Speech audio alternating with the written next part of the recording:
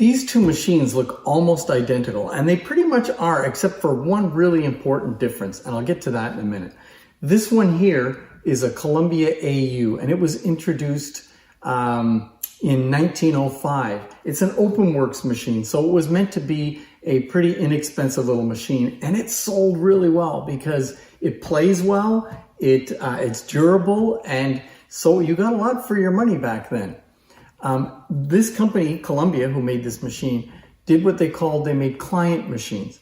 That is, another company might say, I want to start marketing machines, but I don't want to build machines. So can I get you to build them for me? And Columbia would do that. So this motor actually was used in other machines for other companies, like the Standard X, I believe.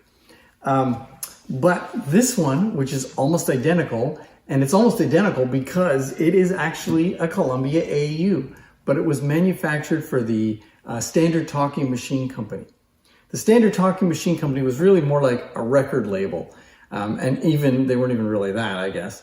And what they did was they said, we want to market our own records, and we need machines to sell with those records and to encourage people to buy our records. And the way they figured they would get people to buy their records was they would make the spindle on the record a little bit different size. So when I bring you in for a close-up, you'll see this spindle size is a little bit bigger. There's a good look at it right there. And what that meant was if you owned this machine, you really could only play these records on it. Now, it might have been possible to play this on a regular machine, and you could get an adapter. But really, what they would do is they would make these giveaways or something where a company would sponsor it and say, we'll give you coupons towards the purchase of one of those machines.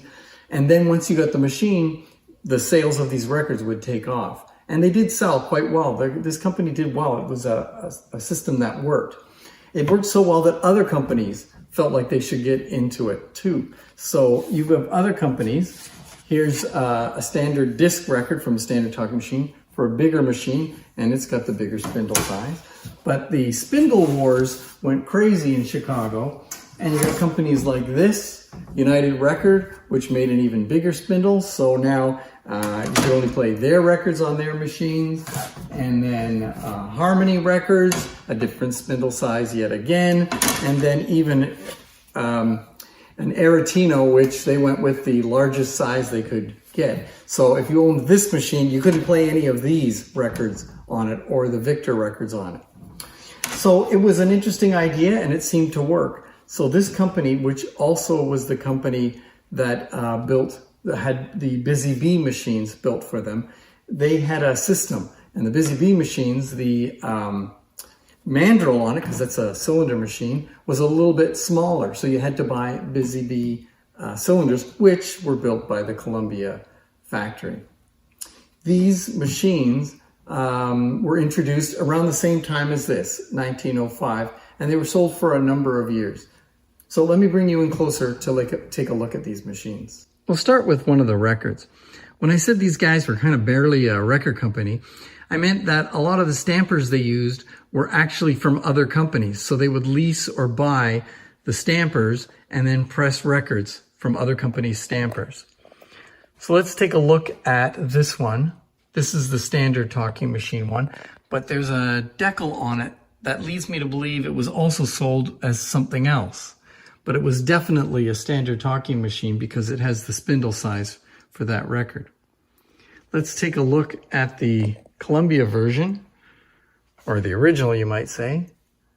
You can see OpenWorks, quite an interesting machine. Let's turn it around and see the other side. There we can get a better look at the OpenWorks. I've always actually been a fan of these machines because they look so primitive. I mean, you can actually see the whole thing working. It's not some mystery inside a box. You can see how it works.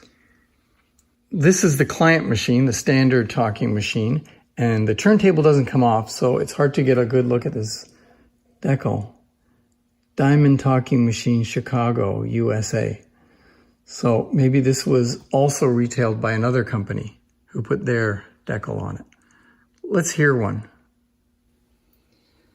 I've already wound it up, and as you can see, it's like a lot of Columbia machines where the crank unwinds when it runs, and so the crank falls off. So I'm going to take it off, Let's give it a try. Okay, let's hear this one.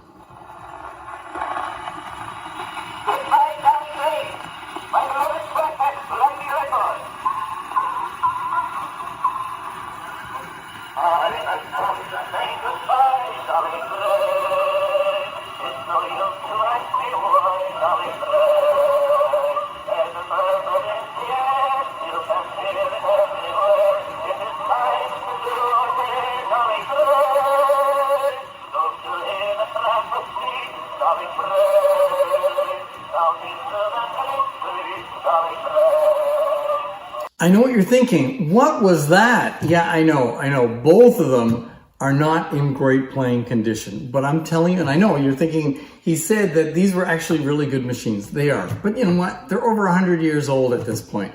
But when cleaned up, oil lubricated, and had a few adjustments and fixed up, these are actually really good machines.